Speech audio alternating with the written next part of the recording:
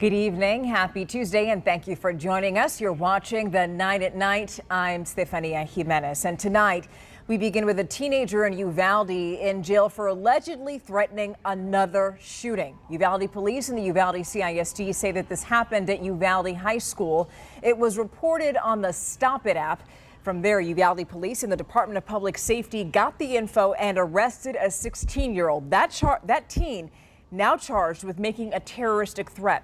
District leaders say the teen made the threat on social media last night, and then earlier today, they sent parents an email saying in part, quote, "We understand that the message may cause additional stress for some of you. However, we believe it is important to communicate these situations when they occur. We will continue to work with the state and local law enforcement agencies to help keep our students and staff safe," end quote. Of course, this comes almost 5 months after the deadly shooting in Uvalde that took the lives of 19 students and 2 teachers. This is the last person that you'd expect to be accused of hurting a child, but a San Antonio child psychologist is facing charges now for indecency with a child by contact. The victim's mother claims that she had strange conversations with Timothy Kimball that made her suspicious. And according to the arrest affidavit, Kimball once told the victim's mom, quote, "If the police ever went to his work, they would discover things that would put him in jail for life," end quote. So SAPD contacted Kimball at work, and according to the affidavit, he admitted to recording the victim with hidden cameras and told police that he had inappropriate contact with her while giving the girl a back massage. Police arrested Timothy Kimball August 24th, and he was released on a $125,000 bond. Today, a jury decided how long 2 men would spend in jail for murder. It sentenced Williams Blankenship to 10 years and his stepson Lane Wutan to 22. The jury convicted both men of the 2020 murder of Josh Fowler.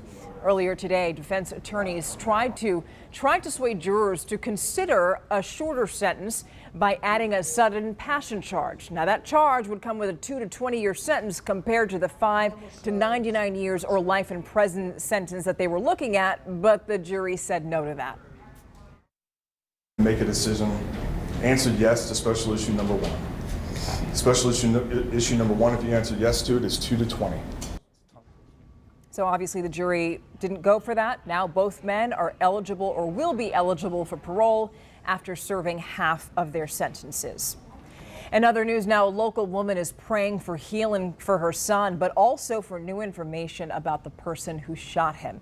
It's been almost 2 weeks since someone took aim at him, leaving him in a hospital fighting for his life. Katrina Weber tells us why his mother is losing faith now that the shooter is going to be caught. Within minutes of arriving at the Connolly Apartments back on October 7th, San Antonio police knew things were serious for 27-year-old Tevin Wilson. Someone had shot him multiple times, steps from his home near Evers Road and Loop 410 around 2:30 in the morning. I was shaken. I was scared, not knowing how bad this was. Wendy Wilson got the bad news in a phone call later, then tracked down her son in critical condition at University Hospital. The only name I knew to call was Jesus. My son is fighting. This is horrific. Tevin, a father of 3, remains in the hospital, still unable to talk. His mother says he was shot in his head, arm, and leg. Wilson says her priority throughout this whole ordeal has been caring for her son. She's barely left his side here at the hospital since the day he was shot, but also weighing on her mind is what is happening in terms of finding the person responsible. I'm angry. I'm mad. I don't understand. Why? Why? She says so far she has heard very little from investigators.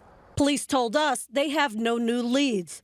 On the day of the shooting, they said Tevin's girlfriend found him after hearing gunshots outside their door. Somebody saw something. I mean, I'm just in disbelief to understand that nobody knows nothing. Wilson's main hope is that her son will heal soon, but she also prays for police to quickly solve this case. Katrina Weber, KSAT 12 News. A retired San Antonio police detective accused of pointing a gun at a man and assaulting him outside of a far west side Home Depot has now beaten the criminal charges against him. Prosecutors dismissed their aggravated assault case against John Schiller after the victim in the case didn't show up for the trial. Schiller was caught on cell phone cameras in September of 2020 pulling a gun on victim Christian Torres after accusing Torres of stealing a family member's phone. Torres was in contact with prosecutors, but when it came time to testify, he didn't make himself available. Now, Torres is currently described as a fugitive wanted on a felony warrant for continuous sex abuse of a child. Now, Schiller was indicted in that gun case in July of 2021, and he worked for SAPD from 1987 to 2019. The San Antonio Police Department is looking at mental health after a troubling spike in officer suicides. There have been 6 in just the past 20 months, which is more than half of all officer suicides dating back to 2008.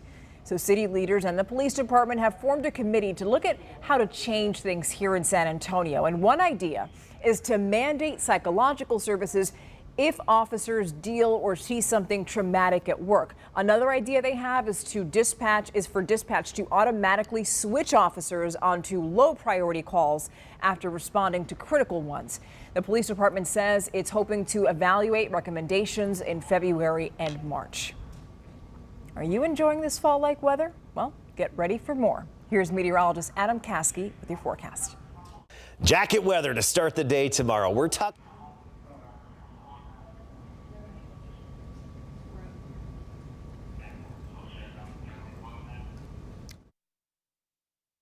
Jacket weather to start the day tomorrow. We're talking low to mid 40s at the bus stop. In and around San Antonio, about 44 to 45 degrees. But you get into the hill country and we could see some readings in the mid to upper 30s. Then by the afternoon, short sleeves. You won't need the jacket. It will be low to mid 70s. Downtown about 75 degrees and wall-to-wall sunshine throughout the day. Very low humidity. Not much of a breeze either. Light and variable at most, maybe up to 6-7 miles per hour. Temperatures do gradually warm up, but still jacket weather Thursday morning at 48. By Thursday afternoon, we're in the lower 80s. Then by this weekend, mornings into the 60s and afternoons in the upper 80s near 90 with the return of humidity as well. Okay, we're going to move on now. If you have federal student loans, you could get thousands of dollars in relief, but you have to meet certain requirements. StudentAid.gov is now taking debt relief applications from people who can't pay off their federal student loans. Borrowers could receive up to $10,000 in debt cancellation if they make less than $125,000 per year. And if they got a Pell Grant, they could get as much as $20,000. The Department of Education has told us that if you apply for debt cancellation by the middle of November, you'll be able to get your student debt canceled before payments restart. Yeah, and that's probably going to happen after January, the restarting of paying back those loan payments. Well, the Department of Education says it's going to email about at least 8 million borrowers who are going to be considered for debt relief, but don't need to apply because the department already has their income information. Hey, if you need information on this right now, we here are going to walk you through the application process on KSAT.com.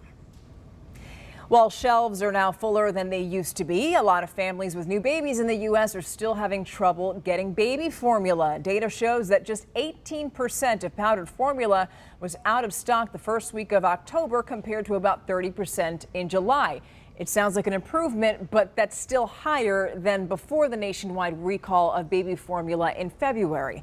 And according to a new survey, nearly a third of households with a baby younger than 1 said they had trouble finding formula over the course of 1 week in September. More than 40% said they only had a week's supply or even less on hand. Well, just like that, we are out of time. The 9 at Night returns tomorrow. Have a lovely night.